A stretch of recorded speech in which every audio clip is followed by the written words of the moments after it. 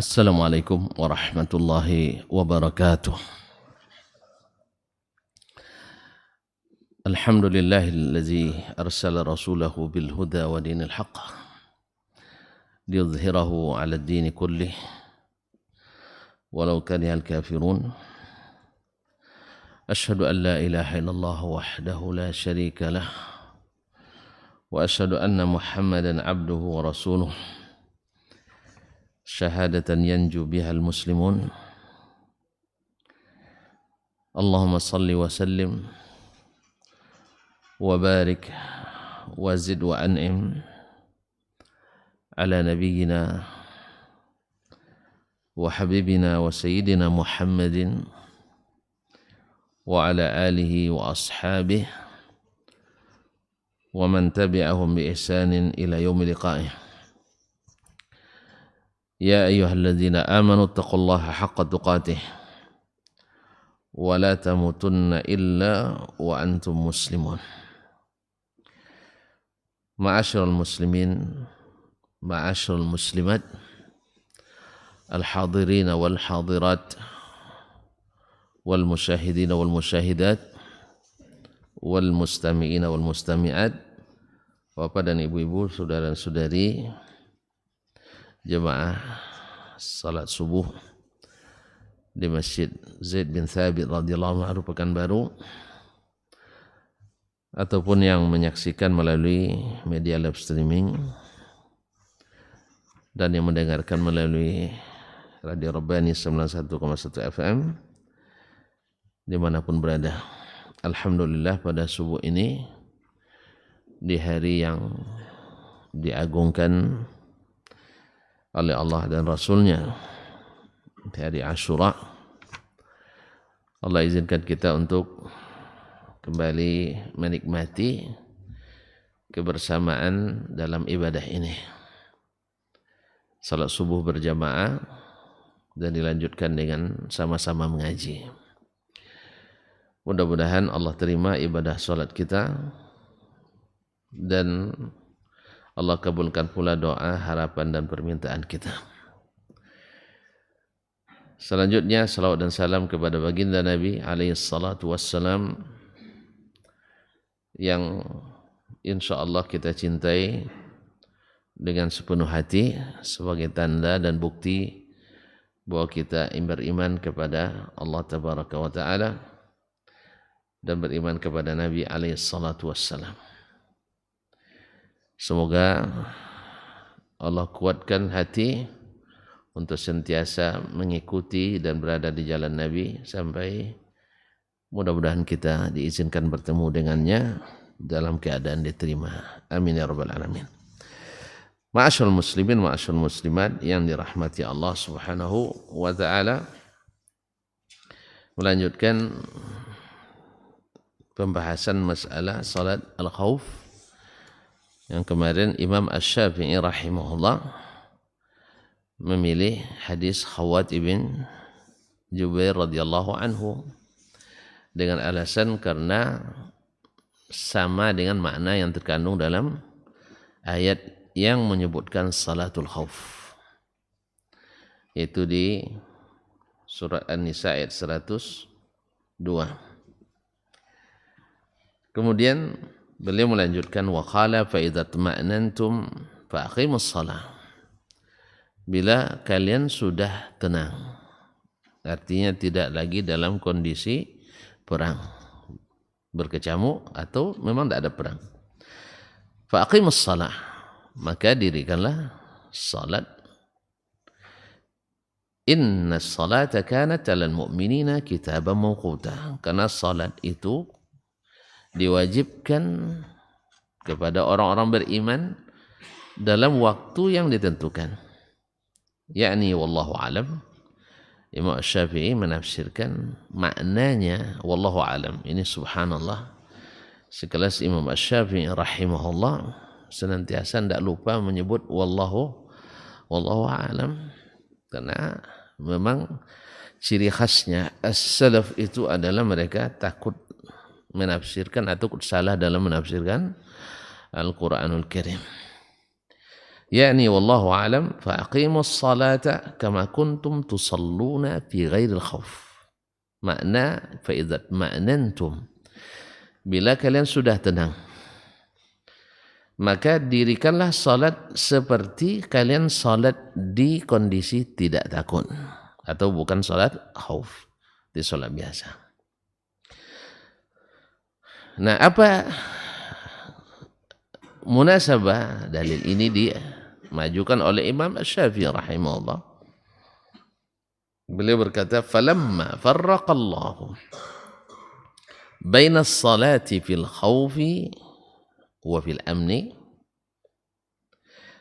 Tatkala Allah membedakan antara salat dalam kondisi takut dan salat dalam kondisi aman, hiyatatan li ahli dinihi, demi kehati-hatian bagi ahli agamanya, maksudnya orang-orang Islam. Ayyana minhum aduhum ghirrah, jangan sampai diserang tiba-tiba oleh musuh mereka. Jadi ketika Allah membedakan kondisi takut dengan kondisi tidak, untuk jaga bagi ahli agama jangan sampai diserang tiba-tiba, karena dalam kondisi takut kan tidak aman. Dan musuh menunggu-nunggu seperti disebutkan ayat. Nah, dalam dalam ayat disebut waddal ladzina kafaru law taghfuluna an aslihatikum wa amti'atikum. Orang kafir mengintai-ngintai kalau kalian lalai dari bawa senjata atau dari menjaga harta benda kalian. Makanya Allah bedakan untuk menjaga kondisi itu. Maka kondisi sedang perang dibedakan dengan kondisi sedang aman. Fata'aqqabna hadits Khawwat bin Jubair wal hadits alladhi yukhalifuhu. Maka kita ikuti maksudnya kita amati hadis Khawwat ibn Zubair dan hadis alladhi yukhalifuhu, dan hadis yang berbeda cara salat khaufnya dibanding yang disebutkan dalam hadis Khawwat ibn Jubair radhiyallahu anhu.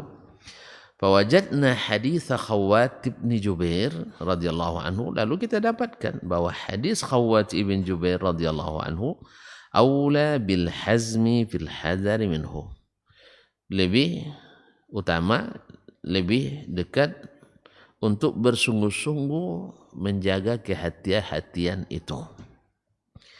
Wa ahra an tatakafa at-ta'ifatani fiha, dan lebih dekat pula masing-masing dari dua kelompok mendapatkan bagian yang sama. Masih Pak ya? Mendapat bagian yang sama, yaitu satu rakaat. Dan nah, ini alasan pertama. Yang pertama, lebih hati-hati sebab masing-masing kelompok ketika sholat ada yang berjaga. Sedangkan di hadis yang diriwayatkan oleh selain Khawwat ibn Jubair kemarin, maka mereka sama-sama dalam kondisi salat. Yang salam baru imam. Nah, kalau dengan demikian, maka kalau yang berjaga-jaga misalnya sekelompok itu 100 orang, tentu lebih hati-hati dibanding yang berjaga hanya satu orang. Ini menurut Imam Syafi'i, karena Allah membedakan antara kondisi aman dengan kondisi tidak aman. Berarti tujuannya jelas, demi menjaga jangan sampai diserang tiba-tiba. Yang kedua, alasan beliau bahwasanya masing-masing dari dua kelompok sama-sama mendapatkan bagian yang adil, yaitu bersama imam, dalam hal ini Nabi alaihissalatu wassalam ataupun para amir setelahnya. Wadzalika, lalu beliau menelaskan gimana ilustrasinya atau bentuknya. Wadzalika anna ta'ifata allati tusalli ma'al imami awwalan mahrusatun bi ta'ifatin fi ghairi salah. Sebab saya katakan itu lebih hati-hati karena kelompok yang salat bersama imam pertama kali dapat bagian giliran pertama, Mahrusatun bi ta'ifatin fi ghairi salah, dijaga oleh sekelompok yang lain yang tidak sedang salat. Berjaga-jaga sambil salat dengan berjaga-jaga tanpa salat. Mana lebih hati-hati? Tentu yang berjaga-jaga tanpa salat. Istilahnya ibaratnya fokus, tidak nyambil. Tapi kalau sedang salat kan nyambil. Mana yang lebih fokus, yang serius atau yang nyambil-nyambil? Nah, mana yang lebih fokus, yang belajar nyambil atau yang serius? Yang ngambil kelas reguler atau yang ngambil kelas apa istilahnya? Hah? Extension ya? Semester pendek apa semester panjang? Nah, lebih kurang gitu. Jadi yang fokus, yang khusus berjaga-jaga akan lebih hati-hati dibanding yang sambil salat berjaga-jaga. Wal harisu idza kana fi ghairi salatin kana mutafarrigan fardhu salam. Yang berjaga-jaga ketika tidak salat, dia fokus untuk berjaga tanpa menghiraukan salat. Jadi tidak dua kewajiban yang dia lakukan tapi masing-masing terpisah. Ketika salat, khusus salatnya karena ada yang menjaga, dan ketika berjaga-jaga dia fokus berjaga-jaga karena orang lain sedang salat. Qa'iman wa qa'idan, baik dalam keadaan berdiri maupun dalam keadaan duduk. Kan tadi kalau sama-sama salat, sebagian berdiri, sebagian duduk, sebagian sujud, sebagian duduk. Berarti kan ada tidak fokus. Wa munharifan yaminan wa shimalan. Nah, orang yang tidak sedang salat bisa menghadap kiri, menghadap kanan. Kalau orang sedang salat, paling-paling matanya boleh. Kalau menoleh ke boleh. Dan dalam kondisi tertentu menoleh dengan tanpa memalingkan badan itu dibolehkan. Tapi jangan mentang-mentang dibolehkan asal masuk salat nengok kiri kanan, tidak. Ini misalnya dalam kondisi tertentu. Ada hal-hal yang misalnya kita sedang salat, anak kita sedang bermain dalam tidak tahu kita jangan-jangan jatuh dan sebagainya, maka boleh melihat dan mengawasi. Apalagi dia salat tepi tebing pula, dia tepi ngarai pula kan. Nah, itu. Misalnya, tapi tidak boleh berpaling seperti ini, tidak boleh. Tapi kalau hanya melihat seperti ini boleh. Nah, atau kita sedang salat, ada bunyi yang mencurigakan di pintu pas samping kanan sana kan. Sedang salat biarin aja curi-curi lendah. Jadi ditengok gitu, itu dibolehkan. Sedangkan orang yang di luar salat nak berputar 180 derajat lihat ke atas ke bawah, dalam salat kan tidak boleh lihat ke atas. Nah, taib wa hamilan in humila alaihi, dan boleh menyerang di saat dia diserang. Wa mutakalliman, dan boleh bercakap. Orang sedang salat tidak boleh bercakap, tapi orang yang sedang tidak salat berjaga-jaga boleh bercakap, memberikan peringatan. In khafa ajalatan min aduwih, bila takut dia ada serangan kilat dari musuh. Wa muqatilan in amkanathu fursa, dan boleh berperang ketika ada kesempatan. Ghaira mahulin bainahu wa baina hadha fi shalah, tanpa ada halangan seperti orang yang sedang salat. Orang salat tidak bisa. Nah, wa yukhaffiful imamu biman ma'ahu as-salata idza khafa hamlatal adu bi kalamil haris, dan dengan peringatan yang diberikan oleh bagi kelompok yang berjaga-jaga, imam memendekkan salat bersama orang yang sedang salat. Misalnya musuh sudah bergerak, tentu imam jangan berlama-lama lagi. Musuh sudah bergerak. Jadi ada peringatan. Nah, orang yang salat boleh mendengar orang yang tidak salat? Ya boleh, bukan berarti khusyuk tidak mendengar sama sekali. Ya kalau artinya khusyuk itu harus tidak terdengar apa yang ada di sekeliling, itu payah jadi khusyuk kayak gitu, kecuali disumbat telinga. Nah, ya, tapi kalau yang khusyuk yang maknanya adalah tunduk dan merendahkan diri di hadapan Allah, itu insya Allah bisa dilakukan. Tapi kalau seandainya tidak tahu apa yang terjadi, lewat motor yang suaranya masya Allah seperti helikopter, saya tidak dengar motor tadi, susah dipercaya, tidak dengar. Memang ada sebagian keadaan diriwayatkan dari sebagian ulama ahli-ahli ibadah, subhanallah, ya runtuh masjid dia nggak tahu, ya diriwayatkan seperti itu, runtuh masjid dia nggak tahu, itu tapi itu bukan syarat, sebab Nabi kita alaihi salatu wassalam dia tahu apa yang terjadi di sekelilingnya. Bahkan beliau bisa melihat dari belakang. Jadi Nabi Musa tidak melihat dari belakang. Fa inni arakum min wara'i. Saya bisa melihat kalian dari belakang. Walaupun ada tidak matanya di belakang? Tidak kan? Makanya keada-keada kalau punya mata, kalau melihat berarti harus punya mata seperti ini juga keada batin. Karena sebagian orang mengingkari beberapa sifat Allah SWT dengan lawazim yang tidak lazim. Misalnya kalau Allah bercakap berarti harus punya mulut dan lidah. Berapa banyak barang bercakap sekarang tanpa mulut dan lidah. Ini kan bahasa-bahasa setu tuh. Bahasa setu tahu? Komua. Ya cara berpikir komua. Karena komua aja. Setu. Zaman bahela kata orang mana? Orang Sunda. Nah, kaum muslimin dan muslimat dirahmati Allah SWT. Idza khafal alam la taladu bi kalamil haris. Imam memendekkan bacaan di saat ada peringatan dari yang berjaga. Tapi kalau orang yang sholat tidak bisa dia memberikan peringatan dalam sholatnya. Tidak bisa dia berperingatan.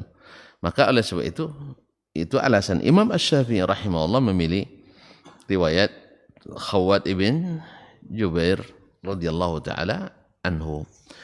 Qal wa kana al-haqqu lit-ta'ifataini ma'an sawa'an. Ditambah lagi oleh beliau dan hak bagi kedua kelompok terbagi sama banyak.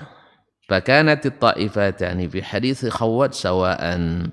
Maka dua golongan yang salat dalam hadis Khawwat sama. Tahrusu kullu wahidatin min at-ta'ifatin al-ukhra. Masing-masing dari dua kelompok menjaga saudaranya yang sedang salat. Wal harisatu kharijatu min as-salah. Yang sedang berjaga sedang di luar salat. Fatakunu at-ta'ifatul ula qad a'tat at-ta'ifata allati harasatha mithla alladhi akhadhat minha. Maka kelompok pertama membalas atau memberi balasan yang dia dapatkan dari kelompok yang kedua, yaitu berjaga-jaga. Faharasatha khaliyatan minas salah. Dia menjaga saudara yang salat dalam keadaan tidak salat. Fakana hadza adlan baina ta'ifatain. Ini adalah keadilan yang terjadi pada kedua kelompok. Qala berkata Imam Syafi'i rahimahullah, wa kana al-haditsu alladhi yukhalifu hadits Khawwat ibn Jubair ala khilafil hadar. Adapun hadis selain hadis Khawwat ibn Jubair ini ala khilafil hadar, tidak atau kurang sesuai dengan kehati-hatian dalam kondisi perang. Tahrusu ta'ifatul ula fi rak'ah. Golongan pertama, kelompok pertama berjaga-jaga di satu rakaat. Thumma tansarifu al-mahrusa qabla tukmila as-salah. Kemudian yang dijaga tadi keluar dari salat sebelum yang lain menyempurnakan salat. Artinya sebelum sempurna salat. Kan di hadis yang lain, hadis Jabir, bahwasanya kalau mereka sama-sama salat, dua saf. Yang saf pertama sujud, yang lain berdiri. Kan? Berdiri gantian. Nanti setelah satu rakaat maka saf pertama menyelesaikan sendiri, saf kedua Nabi sebagai imam menunggu saf yang kedua. Nanti setelah saf kedua selesai Nabi salam. Kemudian saf kedua menyempurnakan sendiri salatnya. Atau di hadis lain Nabi menunggu. Jadi mereka tidak sempurna berjaga-jaga. Fatahrus, maka mereka pergi menjaga. Thumma tusalli ta'ifatu tsaniyatu mahrusatan bi ta'ifatin fi shalah. Atau mereka juga belum menyelesaikan salat. Saudaranya menyelesaikan rakaat pertama, mereka menunggu dalam kondisi salat. Thumma yaqdiyani jami'an. Kemudian kedua kelompok menyempurnakan salatnya. La harisa lahuma. Tidak ada penjaga bagi keduanya. Li'annahu lam yakhruj minas salati illa al-imam. Karena belum keluar dari salat kecuali imam. Wa huwa wahdahu, dan dia hanya sendiri. Wala yughni syai'an, dan ini tidak besar pengaruhnya atau bahkan tidak ada pengaruhnya. Fakana hadza khilafal hadari wal quwwati fil makidah, dan ini sama sekali tidak sesuai dengan maksud menjaga kehati-hatian dan menjaga kekuatan dan kurang kuat dalam al-makidah, dalam siasat berperang. Waqad akhbarana Allah annahu farraqa baina salatil khawfi, dan Allah telah memberitahukan kepada kita bahwa ia membedakan baina salatil khawfi wa ghairiha, membedakan antara salat khauf dan selain salat khauf. Nazaran li ahli dinihi, karena melihat kondisi ahli agamanya. Naam, alla yanala minhum aduwwuhum ghirrah, supaya jangan diserang oleh musuh secara tiba-tiba.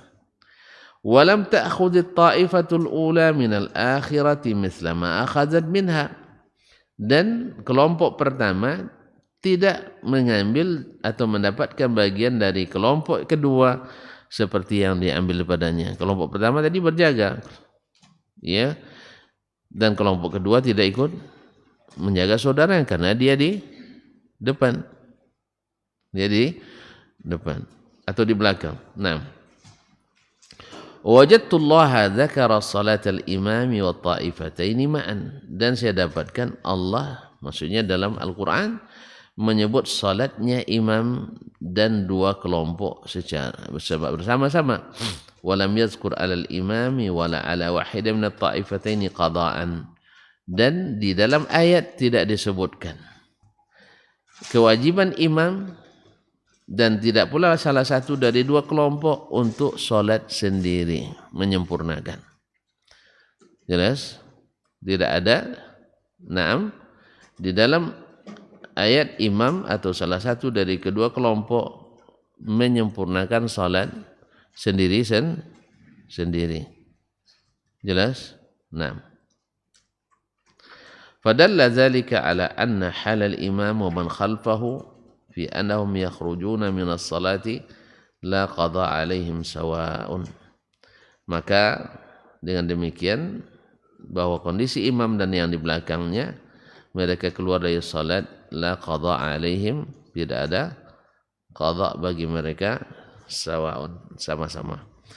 Wa hakadha hadits Khawwat, demikianlah hadis Khawwat, wa khilaful hadits alladhi yukhalifuhu, dan berbeda dengan hadis yang secara salatnya tidak sama dengan yang dalam hadis Khawwat ibn Jubair. Qala Asy-Syafi'i, berkata Imam Asy-Syafi'i rahimahullah ta'ala, faqala, yang bertanya mengatakan, fahal lil hadits alladhi tarakta wajhun ghaira ma wasabta, apakah hadis yang engkau tinggalkan mengamalkannya, maksudnya dalam kondisi ini wajhun ghaira ma wasabta, ada kekuatan atau ada jalan lain untuk melaksanakan selain yang engkau sebutkan? Qultu na'am, saya katakan iya. Yahtamilu an yakuna lamma jaza an yusalla salatul khawfi ala khilafi salati ghairil khawf, jaza lahum an yusalluha kaifa ma tayassara lahum. Apabila kemungkinan ketika boleh dilakukan salat khauf. Naam, ala khilafis salati fi khairil khauf. Berbeda dengan kondisi dengan salat yang dilakukan di kondisi bukan takut. Kalau boleh dilakukan salat dalam kondisi takut, berbeda dengan salat yang dilakukan dalam kondisi takut. Jazalahum ayyusalluha kaifama tayassar lahum. Kalau gitu boleh mereka melakukan salat khauf sesuai dengan yang mudah bagi mereka. Yang mudah bagi mereka. Wa biqadri halatihim wa halatil adu.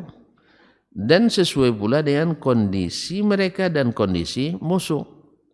Idza akmalul adad, apabila mereka menyempurnakan jumlah, fakhtalafa salatuhum, sehingga berbeda cara salat mereka, wa kulluha mujziyatun anhum, dan semua yang diriwayatkan itu cara salatnya cukup dan sah mereka lakukan. Artinya Imam Syafi'i rahimahullah dalam bab ini tidak melihat atau tidak berpendapat bahwa cara-cara salat yang diriwayatkan dalam selain hadis Khawwat ibn Jubair seperti riwayat Abu Ayyash Az-Zuraqi dan juga riwayat Jabir bin Abdullah bukan ditinggalkan sama sekali. Dan berarti beliau melihat ini bukan ikhtilafut tadad. Ini bukan ikhtilaf yang sifatnya kontradiktif. Tapi ini ikhtilaf yang sifatnya variatif. Artinya ikhtilafut tanawwu'.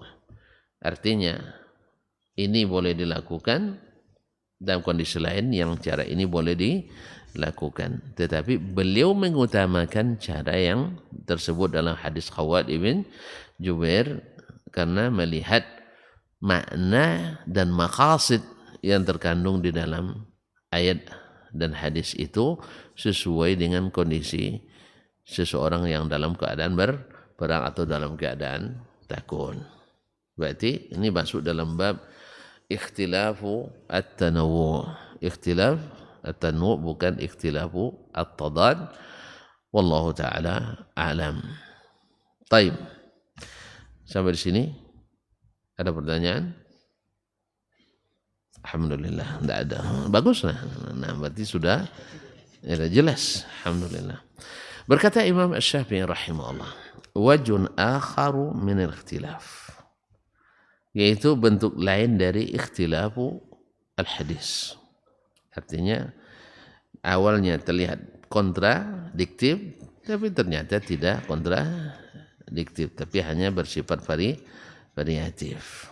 Nah, qala Asy-Syafi'i rahimahullah ta'ala, qala li qailun, berkata seseorang kepadaku, qad ikhtulifa fit tasyahhud,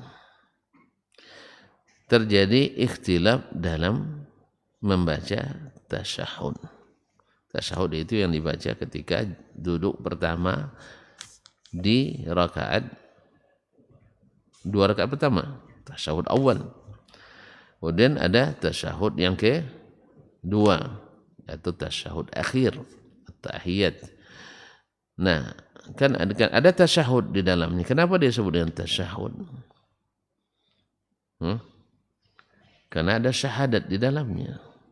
Karena ada syahadat, dan syahadat adalah rukun terpenting. Nah, maka disebut dengan kalimat yang ghalib di dalamnya itu tasyahud. Seperti salat. Kenapa disebut salat? Yang mana salat ada doa, karena salat itu isinya doa. Isinya semuanya doa. Nah, mana kalau begitu? Mana yang lebih afdal? Salat dalam salat atau salat di luar salat? Tidak paham. Mana yang lebih afdal, salawat dari salat? Kan ada yang bilang salawat lebih afdal daripada salat. Jadi kalau dalam sidang, dalam majlis salawat, boleh meninggalkan salat. Sebab apa? Salawat itu rukun.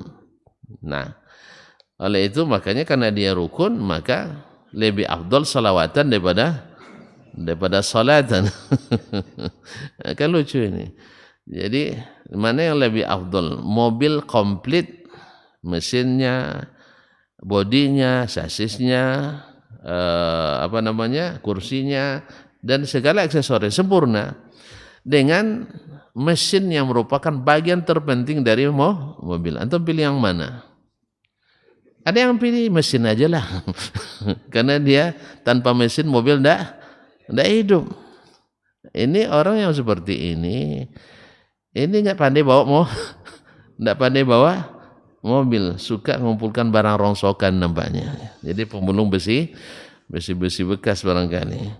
Ya Syekh, salat itu sempurna dari takbir sampai salam.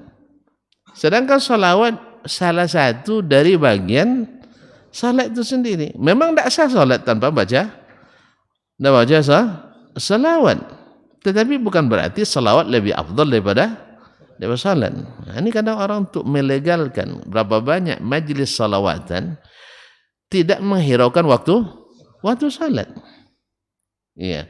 Janganlah seperti itu kawan, untuk melegalkan sesuatu yang tidak legal hanya dengan mengatakan salawat itu utama. Betul, salawat itu bagus, tapi salat lebih utama, karena di dalamnya ada, selain salawat ada yang lain-lainnya. Ini diantara fatwa yang masuk juga lucu menurut saya, yaitu salawatan lebih afdal daripada salat, sehingga banyak yang melanggar waktu salat. Pernah Pak lihat enggak? Sering kan? Ya, kalau saya dulu waktu 2 tahun di Jakarta, rumah kami dekat masjid. Dinding masjid, dinding rumah. Bukan rumah saya, ngontrak banyak salah paham pula. Sama kayu saat di Jakarta punya rumah, bukan ngontrak. Hah? Subhanallah. Jadi ada sebagian punya, ada pula ustadznya. Datangnya selesai orang sholat isya semuanya. Ya, bubar. Beliau dengan jemaahnya baru datang. Waktu sholat isya enggak ada tadi. Waktu isya enggak berjamaah. Masya Allah bawa batu. Ya, bawa batu itu baca salawat, kabarnya salawat naria. Salawat naria, salawat api. Nah, lalu dibaca masing-masing. Ya, 4.444. Saya tidak tahu juga rahasia 400. Karena kalau ditanya apa rahasianya, masuk dulu. Ya, kalau masuk baru bisa pecahkan rahasianya. Habis masuk payah keluar ya Pak. Masuk keluar, kalau ada biat kan payah kita keluar. Nah, sama dulu nenek-nenek cerita tentang masalah suluk kan. Bagaimana itu cara pemasahannya nek? Bau tak lain nak tentu dah masuk dah lunyongnya. Kalau tidak masuk tidak tahu dah nyinya. Ayah kalau masuk tidak sampai di dunia, jalan tidak tentu, biar enggak tahu. Ya, itu cerita kami di Mekah waktu itu, nenek-nenek di kampung. Nah, kalau harus masuk dulu baru bisa nenek jelaskan, biarlah saya tidak mengerti tidak apa-apa. Nah, jadi hanya khurafat yang disebutkan. Awak sebenarnya ya tidak tahu ada dalilnya atau tidak, pasti tidak ada dalil. Yang nama khurafat mana dalilnya? Ma'asyiral kiram yang dirahmati Allah SWT. Apa tadi Pak dia? Salawat. Enggak, yang terakhir tadi. Tasyahud. Nah, tasyahud itu lebih afdal, salawatan lebih afdal daripada salat. Nah, menjelang azan subuh, karena kalau di Jawa itu kan menjelang azan kan banyak pula apanya, macam-macam bacaan lah. Ada syair Abu Nawasnya, ada wirid ininya. Kalau ditanya itu sunnah enggak? Oh enggak, ulama yang karang. Tapi ulama karang lalu jadi sunnah. Berarti ada doa-doa yang belum diajarkan Nabi boleh dikarang oleh para ulama setelahnya. Allah musta'an. Jadi kaum muslimin semua menjelang subuh mereka bubar. Dan tidak ada pula terlihat wajahnya ketika salat subuh. Mungkin wallahu alam fatwa, atau ini berdasarkan fatwa tadi bahwa baca selawat lebih afdal daripada salat. Mana dalil? Mana dalil? Hah? Dalilnya tadi, tanpa salawat salat tidak sah, tanpa mesin mobil tidak hidup. Kalau ada orang bagi-bagi mesin mobil dengan bagi mobil komplit, antum pilih yang mana? Hah? Mesin aja? Hah? Lalu ditumpuk mesin di rumah, tidak juga jalan dah. Lebih baik mungkin mobil tanpa mesin lebih bagus daripada mesin tanpa mobilnya. Mana lebih bagus? Hah? Yang tahu yang punya mobil, yang punya bengkel mobil, yang mana yang lebih mahal? Mobil dengan alat-alat lainnya kecuali mesin. Dengan mesin saja. Lebih mahal mesinnya? Tidak pernah bongkar mesin Paknya. Kalau kami di sana ada istilah turun mesin naik mesin lain. Mesin bekas, mobil kecelakaan mesti dipakai orang namanya taslih. Kalau mobilnya harga misal 5.000, mesin itu mungkin harga 3.000. Ya Pak ya? Nah, orang punya mesin, tidak pikir dia bikin sasisnya, bikin apa bodinya, ya kan? Tapi kalau sudah punya bodinya, sebenarnya kursi, mikir nak beli mesin lagi. Makanya orang kalau sudah punya mesin, jarang dia mikir untuk beli bodi, sah? Makanya orang kalau sudah asik selawatan, tidak suka mikir salat. Tapi kalau orang sering salat, pasti mikir salawat. Iya enggak? Iya. Kalau udah punya mobilnya, tinggal mesinnya belum ada. Nabung enggak Bapak untuk beli mesinnya? Mikir enggak beli mesinnya? Kenapa mikir? Kan enggak jalan. Tapi kalau punya mesin saja, yang terpikir apa? Jual mesin atau beli bodi? Jual mesin. Makanya banyak yang terjual selawatannya gara-gara tak punya bodi. Makanya jangan selawatan didahulukan daripada salat. Nanti tuan-tuan tak mikir salat. Itu contohnya. Itu yang saya lihat ya. Mungkin di tempat lain lagi mungkin salat dulu baru salawatan. Tapi yang saya lihat itu, dan itu hampir tiap pekan. Kamis malam Jumat. Ya, Kamis malam Jumat. Jadi memang kalau suatu bid'ah dihidupkan, banyak sunnah yang mati. Seperti kata Imam Abdullah bin Abbas radhiyallahu taala anhu. Oleh sebab itu, mana yang tuan-tuan lebih rela? Bid'ah yang mati atau sunnah? Hah? Sunnah lebih hebat mati daripada bid'ah? Tergantung ahlinya. Kalau antum ahli bid'ah, pasti suka bid'ah yang hidup. Tengok aja lah Mas dia sampai di rumah nanti mana yang bagus ya, bid'ah hidup atau sunnah. Kalau orang yang cenderung hatinya ke sunnah, biarlah bid'ah itu mati. Karena sunnah itu lebih berharga dari bid'ah. Tapi ke sebagian enggak. Biarlah sunnah itu mati, yang penting kita hidupkan bid'ah. Nama gampang dibuat kartunya. Kartu ahli sunnah wal jamaah. Walaupun isinya bid'ah hasanah. Itu aja. Ya antum akan dilihat, dibuktikan ahli sunnah suka memang hidupkan sunnah. Tapi kalau ahli sunnah lebih suka menghidupkan bid'ah, berarti antum ahli bid'ah hasanah, walaupun kartunya ahli sunnah wal jamaah sudah terbit. Kan makanya ada kartunya lebih duluan terbit daripada praktik. Nasallallahu alaihi wasallam. Baik.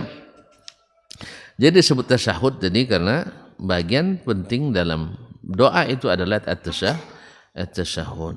Makanya disebut dengan nama itu sebagaimana salat, karena salat itu banyak doa isinya, maka disebutlah dengan nama yang penting di dalamnya itu as-salah. Nah, Para Ibnu Mas'udin an Nabi sallallahu alaihi wasallam, Ibnu Mas'ud, Abdullah bin Mas'ud radhiyallahu taala anhu, meriwayatkan dari Nabi alaihi salatu wasallam, an kana yu'allimu tasyahhud kama yu'allimuhum surata minal Qur'an. Bahwa Nabi sallallahu alaihi wasallam mengajarkan kepada mereka at-tasyahhud seperti mengajarkan surat Al-Qur'an. Berarti dia mengajarkan dengan dengan talqin. Dengan talqin, ditalqinkan bacaannya oleh Nabi alaihissalatu wassalam. Kalau ditalqinkan seperti Al-Quran, berarti boleh salah atau tidak? Boleh salah atau tidak? Hah? Boleh dirubah-rubah? Berarti tidak. Nah, boleh ditambah? Boleh tambah atau tidak? Iya. Satu aja, Sayyidina. Kan bagus tambahannya. Boleh enggak ditambah? Iya. Antum baca Quran misalnya, innallaha la yughayyiru ma biqaumin. Masa nama Allah disebut begitu aja? Enggak enak kan?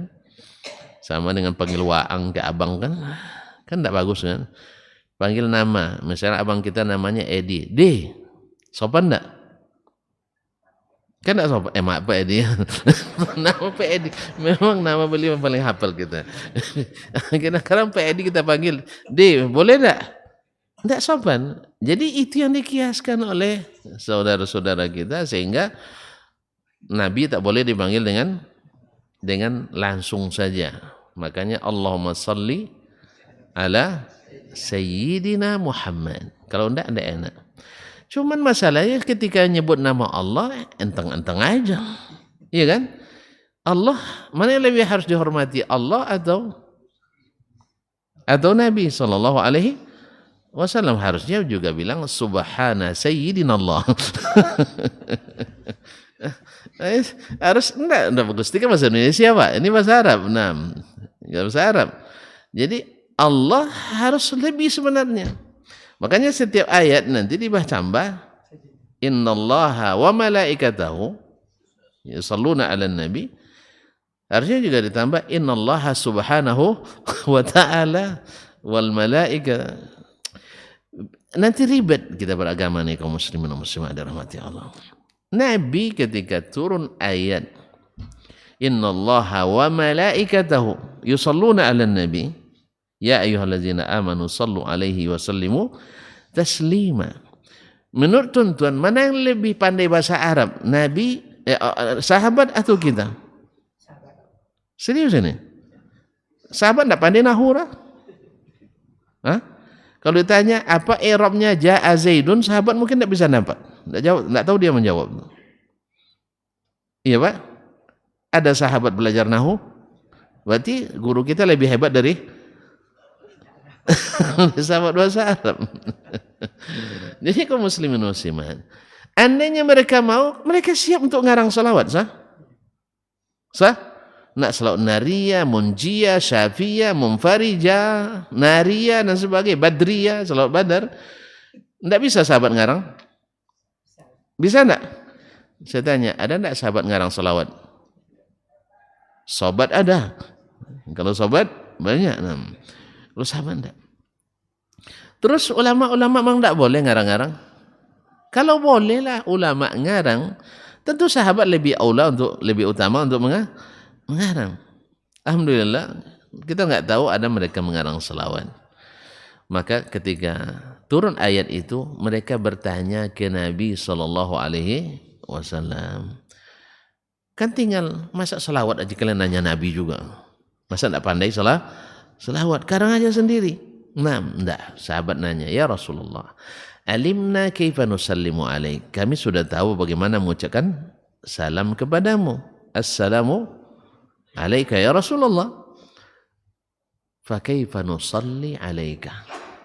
Lalu gimana caranya kami bersalawat kepadamu? Maka Nabi katakan, katakan, Allahumma salli ala Muhammad wa ala ali Muhammad kama sallaita ala Ibrahim wa ala ali Ibrahim innaka Hamidum Majid wa barik ala Muhammad wa ala ali Muhammad kama barakta ala Ibrahim wa ala ali Ibrahim innaka Hamidum Majid. Maka ijma' sahabat ulama bahwa salawat yang paling afdal itu adalah salawat al-Ibrahimiyah yang diajarkan langsung oleh Nabi alaihi salatu wassalam. Itu yang diajarkan oleh Nabi dibaca dalam salat. Maka kita mengatakan enggak enak masa Nabi pakai sebut nama saja. Allahumma salli ala Muhammad. Memang sahabat kalau gitu tidak beradab sama Nabi. Sebab mereka tidak menambah Sayyidina. Ini tidak benar. Kaum muslimin dan muslimat dirahmati Allah SWT. Kalau masalahnya adab, ya tidak beradab, Allah lebih patut kita beradab kepadanya. Karena Allah lebih tinggi dan harus dihormati lebih daripada Nabi alaihissalatu wassalam. Maka sebagaimana kita lazimkan menyebut Sayyidina Muhammad, kita bilang pula Sayyidunallah. Tidak boleh. Kenapa tidak boleh? Innallaha huwa sayyid. Hadis sahih riwayat Imam At-Tirmizi.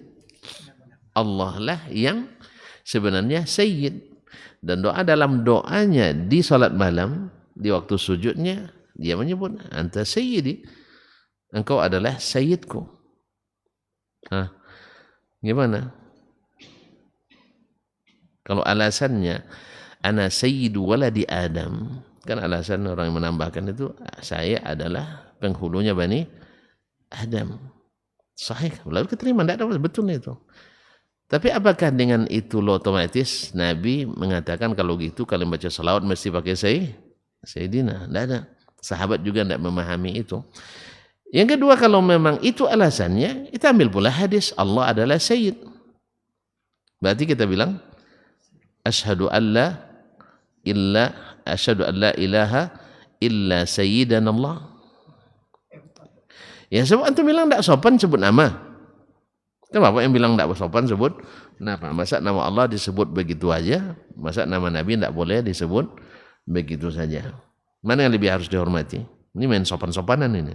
Main adab-adaban. Kepada siapa kita lebih harus beradab? Pada Allah. Antum nama Allah sembarang aja sebut, ya Allah katanya. Kan itu kan, ya Rahman, ya Rahim. Tapi nama Nabi tidak boleh disebut tanpa Sayyidina. Padahal dua-duanya sabit hadisnya. Bahwa Allah Sayyidul Khalq. Dan bahwa Nabi Muhammad Sayyidu waladi Adam. Nabi kita adalah penghulunya Bani Adam. Kalau Allah Sayyidul Khalq, adalah Sayyidnya seluruh makhluk. Mana yang lebih hebat? Sayyid waladi Adam atau Sayyid Al-Khalq? Tentu Sayyidnya Al-Khalq lebih daripada itu. Jadi masalahnya kalau main adab-adaban, Allah lebih patut kita beradab menyerunya. Tidak boleh sebut nama, jangan sebut nama Allah tanpa Sayyidina atau Rabbuna. Ya silakan Rabbuna wa Khaliqana dan sebagainya. Jadi masalahnya kaum muslimin muslimat, Nabi mengajarkan kepada kami at-tashahhuda kama yu'allimuna surat minal Quran, sebagaimana dia mengajarkan surat Al-Quran. Faqala fi mubtada'ahu 3 kalimat, maka beliau memulai di awalnya 3 kalimat. At-tahiyyatu lillah. At-tahiyyatu lillah fa bi ayyi tashahhudi akhazta. Maka tasyahud yang mana yang engkau pegang? Ini menurut pertanyaan yang bertanya. Nanti Imam Syafi'i menjawab, ya besok saja lah ya. Ya besok saja jawabannya, cukup pertanyaan aja dulu. Nah, bagaimana jawabannya? Faqultu akhbarana Malik. Lihat ikhwan kaum muslimin dan muslimat dirahmati Allah. Imam Syafi'i selalu ngajar kita untuk menjawab dengan firman Allah dan sabda Rasulullah SAW. Itu artinya beliau menerima agama ini dengan dalil, bukan dengan dalih. Ya, beda kita mulai dengan pendapat dulu baru didukung dengan ayat. Kalau enggak, dia langsung ke Al-Quran dan hadis, nanti baru kalau ada pendapat di belakang. Wallahu musta'an. Kalau kita pendapat didahulukan, Al-Quran dan hadis sebagai pendukung. Kalau tidak sesuai, maka ditinggalkan. Allah musta'an. Baik, sampai di sini mudah-mudahan kita masih berjumpa kembali di pertemuan berikutnya. Wabillahi taufiq wal hidayah. Wa subhanakallahumma bihamdik asyhadu an la ilaha illa anta astaghfiruka wa atubu ilaik. Wassalamualaikum warahmatullahi wabarakatuh.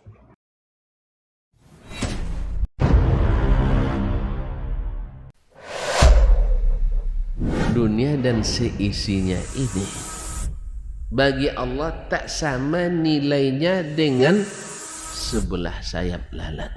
Barang siapa yang beramal untuk akhiratnya, Allah akan cukupkan baginya urusan dunia. Sayati zamanun 'alan nasi as-sabiru fihim qalqabit al-jamarah. Akan ada satu masa di akhir zaman yang berpegang teguh dengan agamanya seperti orang yang sedang memegang bara